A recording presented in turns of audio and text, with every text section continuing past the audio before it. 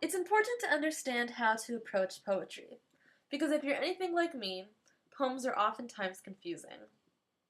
You read a poem for the first time, and you don't understand what's going on, but you think that you should because it's a really famous poem by a really famous author, and then you put the poem down, frustrated, and you don't pick it up again because you're feeling stupid, and you feel like you should understand it when you don't. At least, poetry can get me worked up like that. Until I learned how to approach it. My English teacher says that poetry is the best words in the best order, and an uncommon look at an uncommon experience. When first reading a poem, the most important thing I can say is don't stress. I know this sounds weird, but just enjoy reading the poem and think of it as walking around a dark room, feeling your way around to figure out where you are. It's okay that you don't understand it.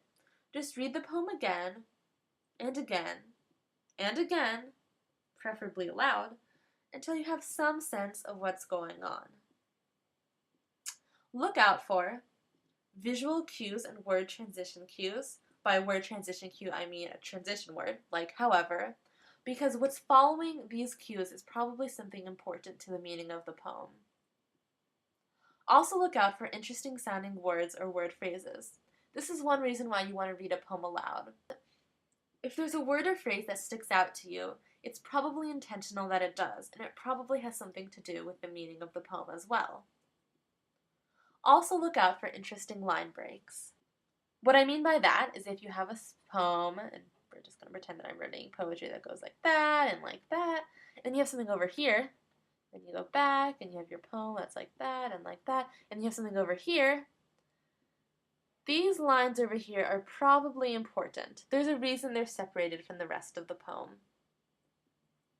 Some poetry terms that will help you understand poems are end stop, which means that the end of a line corresponds to the end of a phrase or clause, aka it will have punctuation, or an enjambment, where the line will end in the middle of a clause with no punctuation. There's always going to be a reason why a line has a punctuation at the end or not. A lot of the time, enjambments are used to keep the flow of the poetry going, and a lot of the time, end stops are used to emphasize a certain point. If you're going to take away one thing from the video, take away this. Reading a poem is discovery.